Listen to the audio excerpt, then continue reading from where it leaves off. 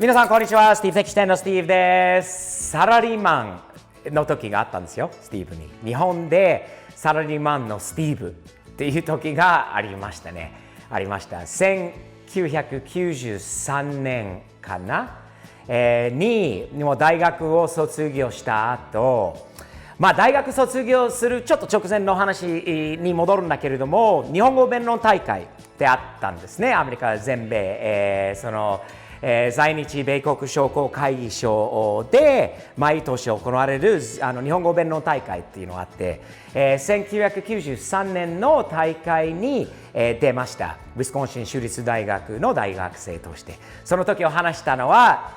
その前の夏休みの間に体験した日本の養鶏場でのホームステイの話をしたんですけど、1位でナンバーワン、アメリカ全米1位として、優勝いたしました。それで当時まだインターネットとか携帯電話の前の時代だったんで、ウィスコンシン州立大学経由でアメリカにある日系企業から、アプローチがあって、スティーブさんぜひうちの、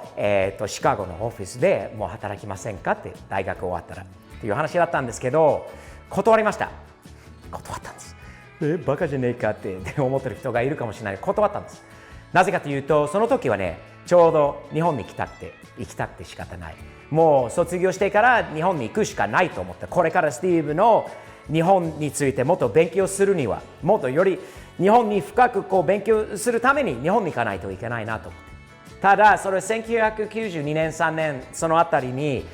あんまり覚えてる方もたくさんいると思うんですが、外国人なんかはまだ日本にもちろんいっぱいいたんだけど、今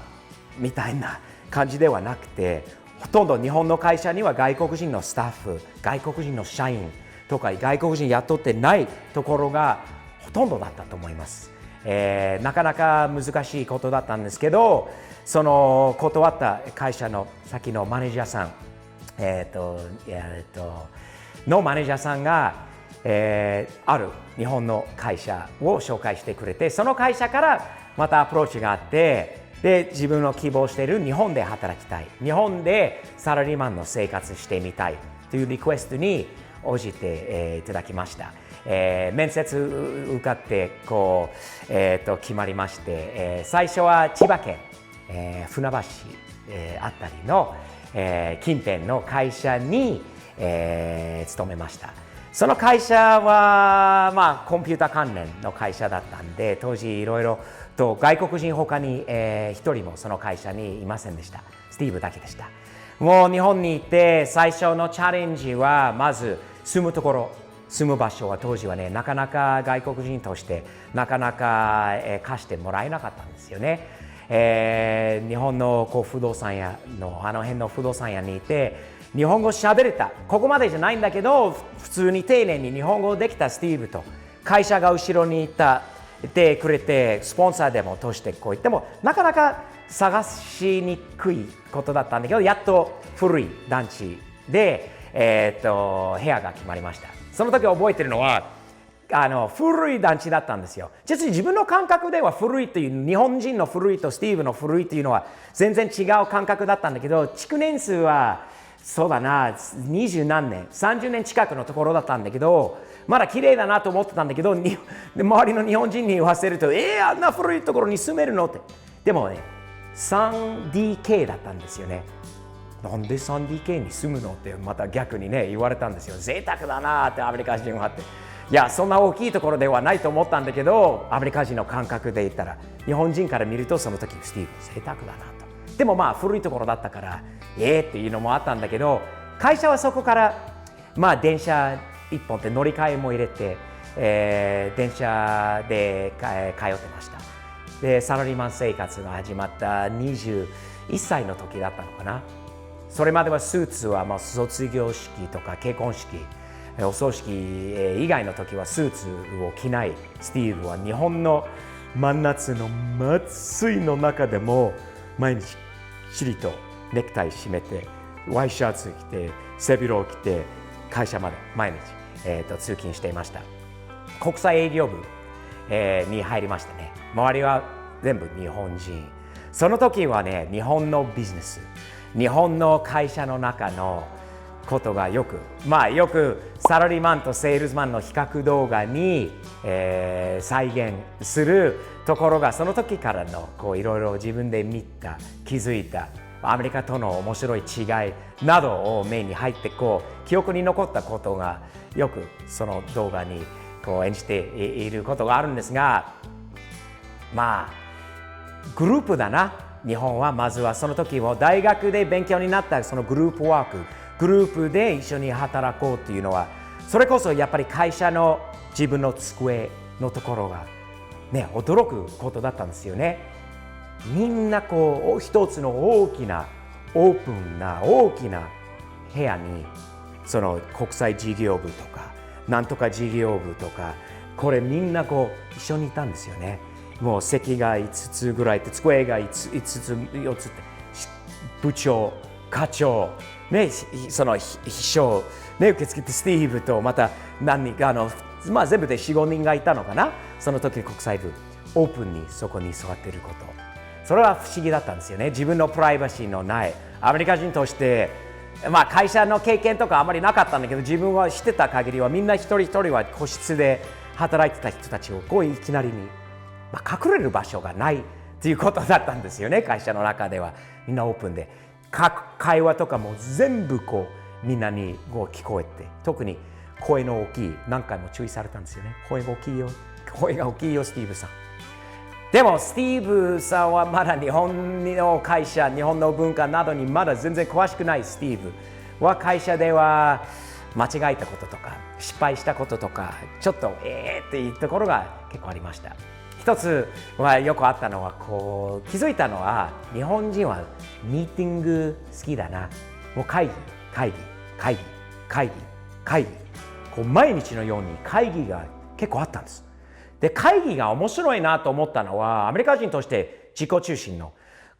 アメリカ人としてまだ日本にいて、日本のマナーとかにまだよく慣れてないスティーブ、あと新人のサラリーマンのスティーブとして、会議の時はその立っている社長か部長か課長しか話しないですよね。あとみんな一生懸命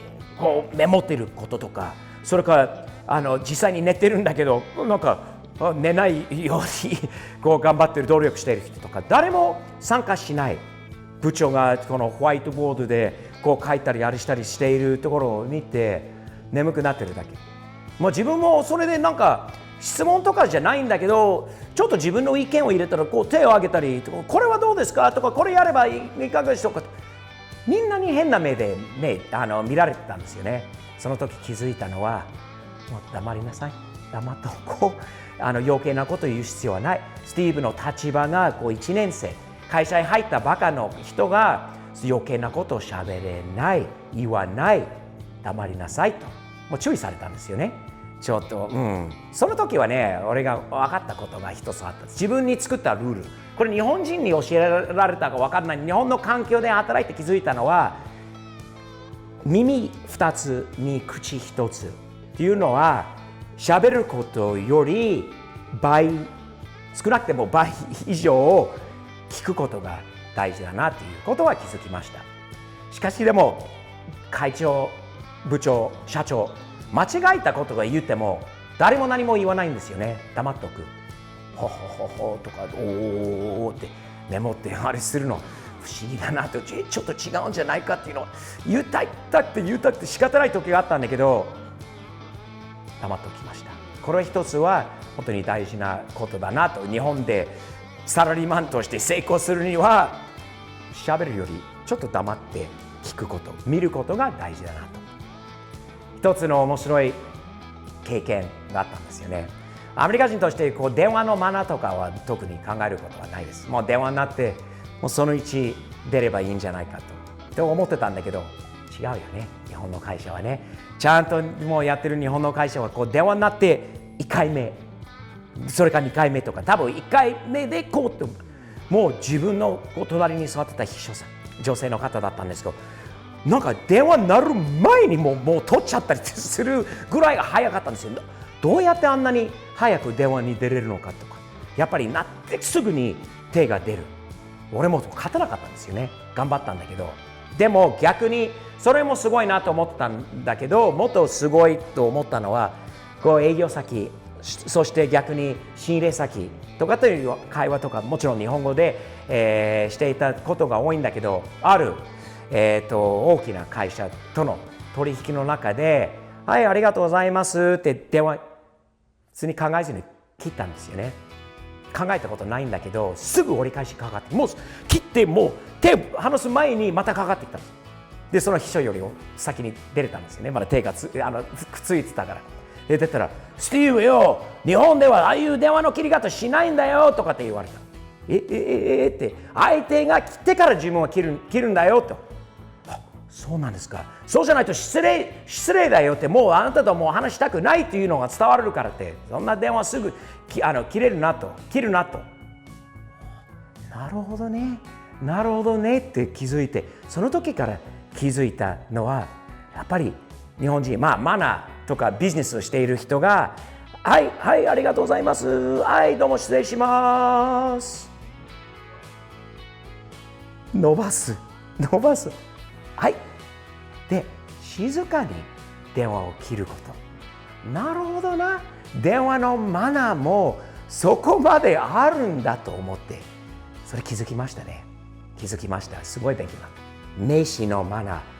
名刺がどんだけ大事なものなのかっていうのは、名刺入れまでもちろんみんなが名刺入れがあって、アメリカ人みたいにポケットに入れたり、適当な財布に入れたりとか、汗だらけの名刺とかっていう、やっぱりマナーがある。ね、渡された、もう自分は受けた名刺のちゃんと見る、勉強することまでは大事。ただ置いてポケットにしまってって、考える失礼だよね。渡されたものをちょっと見て、佐藤さん、山田さん、山本さん、なるほどね。で、座っていこう会議ですよね。よくミーティングとか多いんで、山本さん、佐藤さん、鈴木さん、ね、五十嵐さんとか、名刺もその順番で置くことも、なるほどな、賢いなって、今度何かの会話になった時に、ちょっと下を見ればまた名前も思い出すんですよね。でもそれはマナーです。自分でまた閉じる時の名刺を会長、社長、部長、課長、秘書、普通のサラリーマンとか、やっぱり並ぶ順とかも向きとか、また締め方とかもいろいろあるんですよね。スティーブは失礼マナーがないっていうのは思われたくなかったからこそ、日本人並みに日本人と同じくやろうとした、一生懸命やろうとしたことが多くて、夜もそうだったんですよね。仕事がアメリカの感覚で5時6時になってもう帰っちゃう。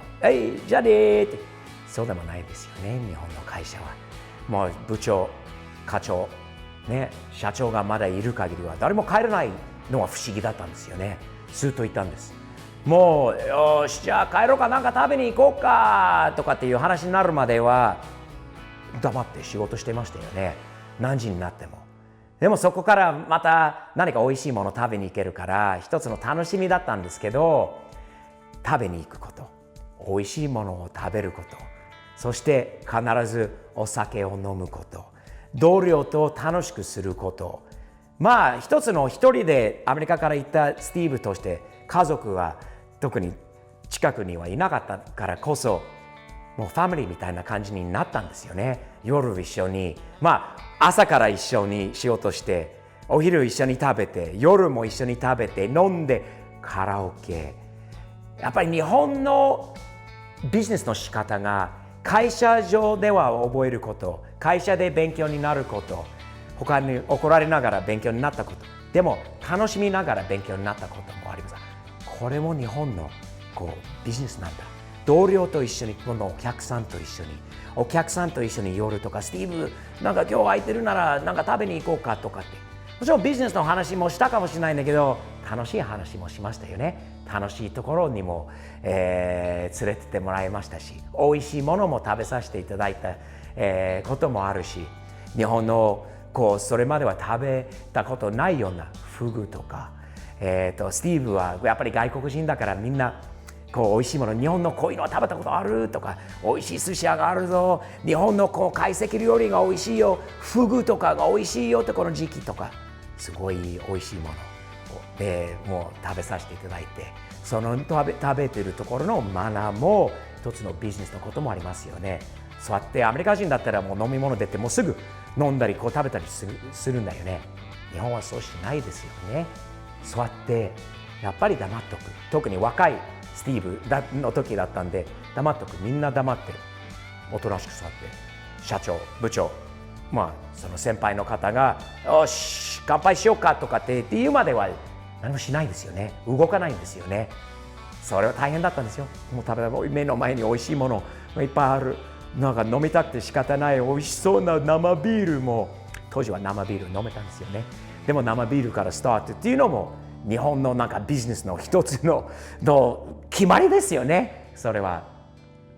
楽しかったですよ。すごい勉強になりました。すごい楽しい経験がいっぱいあって、今のスティーブってあの時の30年前の経験で今のスティーブともできたっていうのがある。今スティーブが他にマナーとかいろいろ日本についてこう説明しようとすると後ろになんかこういうのがあります、こういう経験がありました、日本ではこういうふうにやりますよっていうのは、少しでも日本大好きなアメリカ代表として、少しでも日本のなるべく正しい文化、マナーを、広めたいなと、思っています。今でもその時のことが、スティーブの中の基礎になっているんだなと思ってます。今から思い出すと、その90年代のサラリーマン時代のスティーブ、面白い時だったんですよね。すごい勉強になった時だった。自分が最終的に向いてないなっていうのも気づいたことがあって、独立して自分の有限会社、自分の会社を日本で、その後、約2年後ぐらいに1年半かなで独立して自分の会社を作ったんだけど、そのサラリーマンの経験が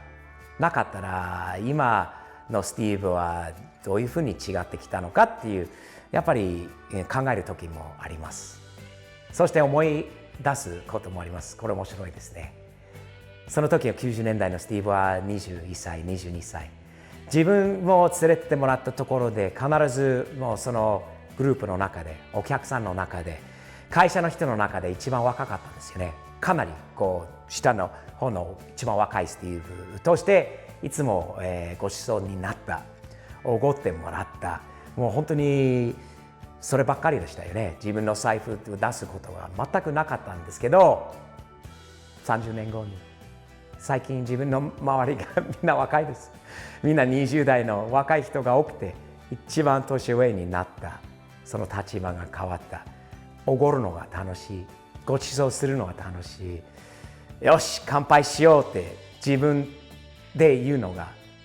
楽しい。もうね、楽しいです。アメリカにいる日本好きなアメリカ人として、なるべくこっちでもアメリカにないような忘年会とかもやったり、ちょっとでも日本的に一部だけでもアメリカの同僚、友達と一緒にやるときも同じようなのは日本のマナーとか、日本でもう勉強になった、すごい自分をサラリーマン時代気に入った日本の文化とか習慣とか、ああいうのはアメリカ人にも少しずつでも教えようとしているところです。いかがでしたか？今日のトークはまた面白いトピックでした。もう思い出すとね、いい時だったんで、こういうトークはもしよかったらまたぜひさせてください。そして新作品、もう新商品のご案内です。StevePOB.jp に新しいトレーナー、そして2、3種類あるのかな。他に新しいステッカーと帽子とかもないかもしれないんだけど、新しいものをこれからどんどん作っていきますので、少なくてもサムズアップステッカーをチェックしてください。愛車とかパソコンにでも貼っておけばいいメッセージを、言葉なしのコミュニケーション、これだけで意味伝わりますよね。いい意味です。日々前進サムズアップ的にやっていきましょう。よかったらチャンネル登録も、してみてください。これから文化系、そしてもちろん車の動画をどんどんアップしていきますので、よろしくお願いします。サムズアップです。